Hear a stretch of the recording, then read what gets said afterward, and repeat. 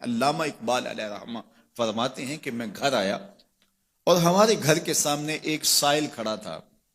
سائل چوں قضائے مبرم ہے، جس طرح قضائے مبرم ہوتی ہے، ٹلتی نہیں ہے، اس طرح وہ ٹلنے والا ہی نہیں تھا. میں نے اس کو لا کہا بابا چلا جا، معاف کر، لیکن وہ ضد کر کے گھر کے دروازے کے اوپر کھڑا تھا. میں لاؤبالی کی عمر تھی تو سکول سے آیا تھا، میرے ہاتھ میں چھوٹی سی چھڑی تھی، تو میں نے اس کے کاسے کے اوپر ماری تو وہ کاسا ٹوٹ کے گر گیا اور اس کے اندر جو سارے دن کی ریزگاری جمع کی تھی وہ بھی بکھر گئی.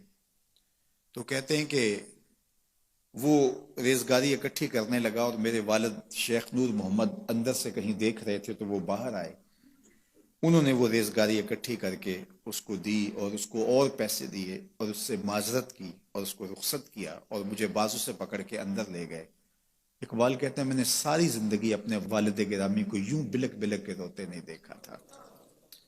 میرے والد نے مجھے بٹھا لیا اور کہنے لگے کہ اقبال، اگر قیامت کے دن رسول اللہ نے پوچھ لیا کہ تیرا بیٹا فقیروں کے کاسے توڑتا تھا تو بتا میں حضور کو جواب کیا دوں گا. تو کہتے ہیں کہ بس وہی لمحہ میری تربیت کا تھا. بلکہ اقبال پھر ساری زندگی کہا کرتے تھے نام تو از پدر آموختم، حضور آپ کا نام، آپ کی محبت میں نے اپنے باپ سے سیکھی. یعنی حضور کا سامنا کیسے کروں گا؟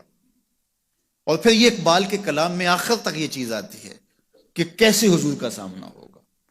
تو غنی از ہر دو عالم من فقیر، روز محشر عذرہائے من پذیر، گر تو بھی بینی حسابم ناگزیر، از نگاہ مصطفیٰ پنہا بغیر.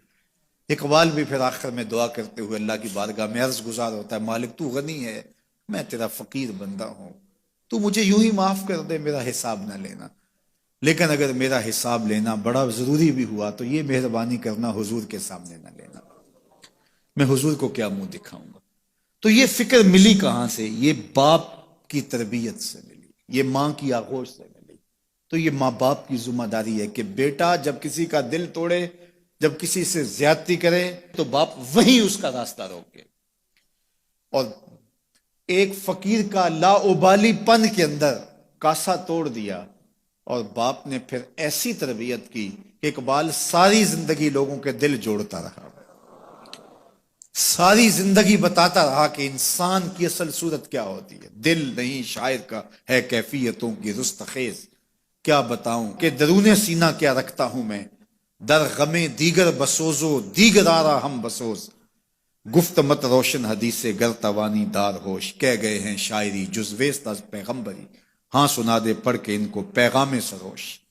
وہ کہتا ہے دوسروں کے غم میں جلنا اور پھر اس غم کو جہان میں پھیلا دینا، اسی کا نام شاعری ہے. پھر اقبال نے وکری شاعری کی، شاعر تو اور بھی ہیں لیکن اقبال کہتا ہے شاعری از مثنوی مقصود نیست، بت فروشی بت گری مقصود نیست، کشتائے انداز ملا جامیم، نظم و نثر او علاج خامیم. وہ کہتا ہے کہ میں یہ بت نہیں بنا رہا کہ یہ غزلیں تراش کے اور یہ نظمیں تراش کے لوگوں سے داد وصول کرو. بلکہ کسی نے اقبال کو کہا یار کوئی غزل تو سناؤ، تو اقبال رو پڑا، کہا حضور میں اپنے شعروں کی داد قیامت کے دن آپ سے ہی لوں گا. یارا مرا غزل خانے شمردن، یاروں نے تو مجھے غزل خان سمجھ لیا، میرا تو مقصد ہی اور ہے. بلکہ ان شعراء پہ تنقید اقبال نے کی، عشق و مستی کا جنازہ ہے تخیل ان کا، ان کے اندیشہ تاریخ میں قوموں کے مزار، چشم آدم سے چھپاتے ہیں مقامات بلند، کرتے ہیں روح کو خوابیدہ بدن کو بیدار. ہند کے شاعر و صورت گر و افسانہ نویس، آہ بیچاروں کے اعصاب پہ عورت ہے سوار. ہر وقت لب و رخسار کے تذکرے، ہر وقت نشیلی آنکھوں کی کہانیاں، ہر وقت قد رانا کی باتیں. کہا تم اس خول سے نکل ہی نہیں رہے، تمہاری شاعری صرف ایک عورت کے گرد گھوم رہی ہے جس نے اس کو تخلیق کیا، اس خالق کے جلوے بھی تو دیکھو نا. تو اقبال پھر اقبال بنتا ہے اور اس کو یہ شعور، یہ آگہی، یہ نور ملتا کہاں سے ہے؟ یہ باپ سکھاتا ہے. باپ کے بعد پھر مولوی میر حسن ملتا ہے جو استاد اقبال کو اقبال بنا دیتا ہے. تو یہ ماحول انسان کو سکھاتا ہے.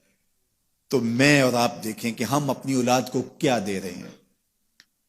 تو کبھی بھی اپنی اولاد کو اس کی اجازت نہ دیں کہ وہ کسی کمزور پر ظلم کرے. جب کمزور پر آپ کی اولاد ظلم کرتی ہے، زیادتی کرتی ہے، تو پھر وہ بڑی ہو کر کے ظالم بنے گی، جابر بنے گی۔